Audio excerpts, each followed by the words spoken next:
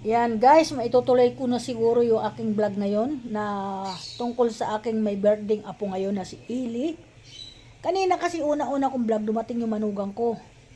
Sabi ko, oh bakit? Asan sabi ko si Binos. Nasa school daw. Anong ginagawa sa school? Naghatid daw ng mga Jollibee. Nagpakain kayo sa eskwelahan, sabi ko. Sabi niya, opo, sabi niya ganon. O, ba't ka bumalik? Ayun pala, kinuha yung mga sisto dito na pinalamig sa rep na 30 peraso. Kasi 30 yung hinatira nila dun sa school ng Jollibee. 30 pirasong bata. Ang kaklase niya. Kasi birthday po ngayon ng aking apo na maganda, na cute, na si Eli, na laging nasasabihan ng mga kaibigan ko, napakaganda naman ng bata na yan. Sabi ko, pura buyag, sabi ko ganon. Salamat sa Panginoon at binigyan ako ng apo na cute, na matalino na bata, sobrang matalino at masunurin at mabait. Yun po yung importante sa lahat. Maging mabait. At akay babati sa iyo ngayon, apo, sa kaarawan mo ngayon na napaka sigla mo na bata, matalinong bata, masipag na bata, masunurin sa magulang at masunurin sa lula at sa mga kapatid, sa mga ate. Happy birthday sa iyo, apo, at sana lagi kang malusog. Yan lang po ang aking sasabihin sa iyo.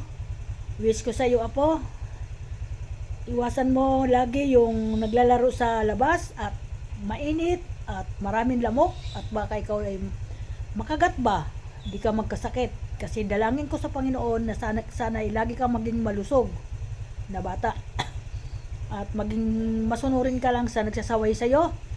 Lalo na sa akin, lagi ako nandito sa tindahan, na lagi kitang sinasaway, lagi kitang hinahanap. Kasi ganun talaga ako, apo. Ayaw kita na mawala sa paningin. Siyempre, minsan ako busy ako at malilimutin ako kung nasaan ka ba. Yan. At wish ko sa'yo, sana lagi kang ganyan, matalino at malusog. Health, panalangin ko sa Panginoon, apo, na maging mabait ka lalo habang lumalaki. Maging masunurin sa lahat ng tita mo at sa lahat ng sa mga magulang mo, sa kabilang tita, marami kang tita, marami kang tito, kaya maging masunurin ka kapag sinasaway ka kung anong sinasabi sa iyo, kasi hindi ka naman nun ipapahamak nila dahil mahal na mahal ka nila lahat. Yan. Nandiyan si Tita Lani mo, si Tita Silvia, si Tita Judith, nandiyan si Tita DC mo na alam mo naman yan, minsan laging kinukulit ka minsan, di ba? Kaya pasensyahan mo na kasi tita mo yon. Igagalang mo sila lahat ng tita mo at sa kabilang tita mo sa parte ng daddy mo, lalong mahal na mahal ka nung mga yon. Sabi nyo, ito tito mo, ito tita mo, yun, doon ka nagmana sa kagandahan, sa tita mo doon, sa kapatid ng daddy mo. Dahil yung buhok mo may pagkakulot at saka yung mukha mo, kahawid na kahawid mo talaga sa kanya. Matangos ang ilong. Yan ang mga minamana mo, napakaganda. Sabi ko ang ganon. Sa mami mo, maganda rin naman mami mo, ang daddy mo, guwapo, at talagang nandyan lahat sa'yo, ang katangian. Matalino, yan, at masipag pumasok sa umaga, hindi ka na nagpapaasikaso, ikaw na lang mag-isa na pumapasok, hindi ka gaya dati, minsan tinatawag mo pa ako, Lula, ihatid mo daw ako sa school. Ako naman, siyempre, ihatid kita, kaya minsan di ako pinapapasok ng gardon, kaya sabi mo, wag na ako maghatid, kaya hindi na kita inaano kapag wala dito ang mami mo. Ayan yan, apo, lagi ka mag-ingat. Hayaan mo, apo. Nagsisikap ang Lula para habang nabubuhay, kung may hinihingi ka sa akin ay napagbibigyan naman kita. Alam mo naman yun, di ba? Natatawa nga ako sa'yo.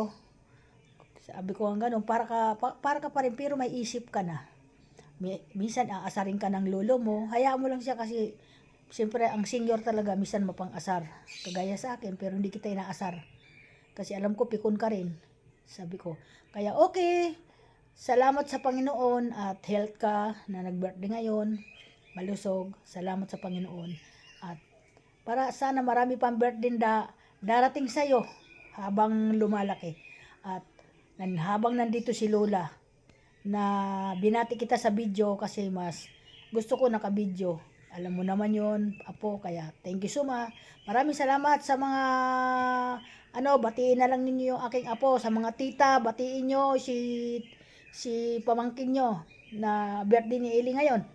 Thank you so much. Bye-bye.